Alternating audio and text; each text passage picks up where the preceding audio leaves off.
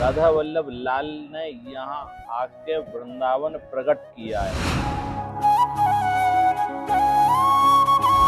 ज्ञान और वैराग्य वृंदावन में बुढ़े हो गए और भक्ति नवयौवना हो गई है। लता भवन सुख शीतल छाहा, श्री हरिवंश रहत नित ताहा। वृंदावन की भूमि ही प्रेम भूमि है, दूसरा काम ही नहीं है यहाँ। तो ये भक्ति को भी पूरक करने वाली, भक्ति को भी पोषण देने वाली भूमि है ये। नमस्कार, आप देख रहे हैं नवनिर्माण भारत में आपके साथ गोपाल ठाकुर।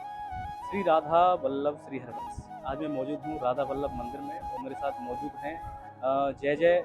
और कौन नहीं जानता जो परिचय के मोहताज नहीं है। प्रभु जी बहुत बहुत स्वागत है आपका हमारे चैनल में नवनिर्माण भारत में। प्रभु जी सबसे पहले मैं प्रभु जी पूछना चाहूँगा श्री राधा वल्लभ मंदिर की महिमा के बारे में आप थोड़ा सा हमारे दर्शकों को बताएं। राधा वल्लभ लाल इस वृंदावन के सबसे प्राचीन, इनसे पहले इस वृंदावन में कोई नहीं। जितने भी आप मंदिर और देवालय देख रहे हैं सब यहाँ आके बने हैं।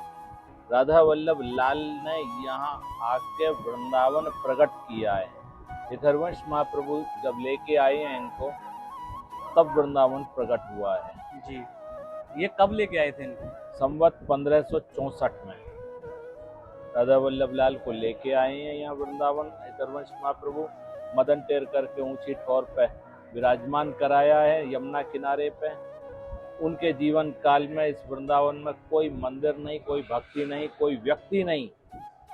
तो बांके बिहारी मंदिर भी ये सब बाद के हैं, सब बाद के हैं जितने भी आप देख रहे हैं। हरिवंश महाप्रभु सर्वप्रथम राधा वल्लभ लाल को लेके आए हैं। उन्होंने वृंदावन में किसी भी तरह का कंस्ट्रक्शन अपने जीवन काल में बंद रखा। बड़े बड़े राजा आए मंदिर बनवाने के लिए नहीं। श्री हरिवंश महाप्रभु राधा वल्लभ लाल को लेके लता भवन सुख शीतल छाहा, श्री हरिवंश रहत नित ताहा, ताहा ना वैभव आन की। राधा वल्लभ लाल को वहाँ लेके विराजमान किया है लताओं के मंदिर में। जी, राधा वल्लभ में ये जो प्रोग्राम चल रहा है, ये कार्यक्रम पिछले 1 महीने से चल रहा है। इस कार्यक्रम के बारे में बताएंगे, इसकी क्या महत्वता है और कब से ये कार्यक्रम चला आ रहा है? अक्षय तीज से लेकर रथ यात्रा तक ये फूल बंगला चलते हैं। जी, राधा वल्लभ लाल को सखियां नई नई कुंजों में, फूलों की कुंजों में विराजमान करके उनको सुख देने के लिए, शीतलता प्रदान करने के लिए इन कुंजों की रचनाएं करती हैं और रोज सब रसिक लोग इसका आनंद लेते हैं। कितने दिन ये प्रोग्राम चलता है?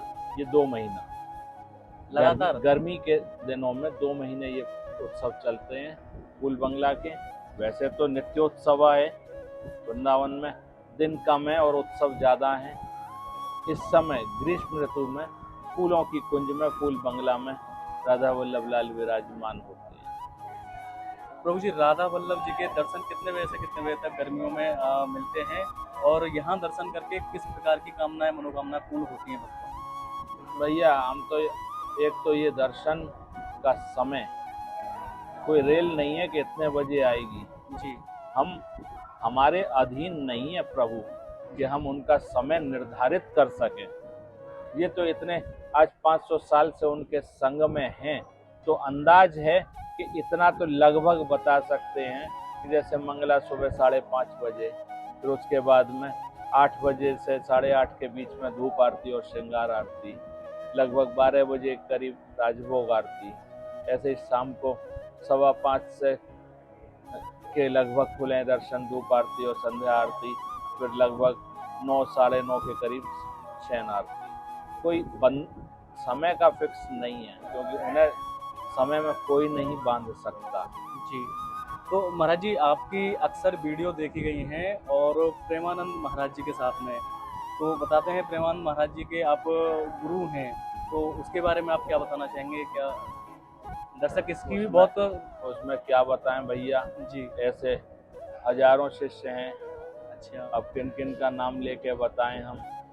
प्रेमानंद जी के महाराज जी के साथ आपकी बहुत चर्चाएं की जाती हैं, बहुत प्रेम भाव मानते हैं आप? वो तो जितने शिष्य हैं सब मानते हैं, वो प्रेम तो जी, कोई अलग से नहीं है। जितने भी हैं वो सब प्रेम रखते हैं। यहाँ तो वृंदावन की भूमि ही प्रेम भूमि है, दूसरा काम ही नहीं है यहाँ। न भजन भूमि है, न दान भूमि है, न कर्म भूमि है, ये तो भाव भूमि है। तो प्रभु जी, मैं आपकी एक वीडियो देख रहा था जिसमें वृंदावन को लेकर चर्चा हो रही थी। वृंदा को तुलसी का वन कहा जाता है, वृंदावन को, तो इसके बारे में आप बताएंगे? भाई ये तुलसी का वन कैसे कह सकते हैं, ये हमें यही समझ में नहीं आता है। तुलसी का वन हो सकता है? विचार करो जी। वृंदावन का मतलब ब्रह्मवैवर्त पुराण में एक जगह शंकर जी कह रहे हैं कि वृंदावन वो स्थान जहाँ भक्ति का सिंचन हो। वृंदावन का मतलब है जहाँ भक्ति का सिंचन हो। आपने भागवत में भी उदाहरण दे रहे हैं, कथा आ रही है इस चीज की कि वहाँ पे ज्ञान और वैराग्य वृंदावन में बुढ़े हो गए और भक्ति नवयौवना हो गई है जी। तो ये भक्ति को भी पूरक करने वाली, भक्ति को भी पोषण देने वाली भूमि है। ये वो भूमि है वृंदावन, ये तुलसी का वन नहीं है। तो वृंदावन को क्या कह सकते हैं? वृंदावन भक्ति का सिंचन करने वाली जगह, जहाँ भक्ति की वृद्धि हो, भक्ति को और ताकत मिले, ये वो जगह है वृंदावन। भक्ति उत्पन्न वृंदावन से होती है? नहीं, उत्पन्न नहीं, आपको उसको पोषित करने वाली जगह है ये वृंदावन। भक्ति को, आपकी भक्ति है, अगर छोटा पौधा है तो यहाँ पे आएंगे तो वो दरख्त बन जाएगी बड़ी।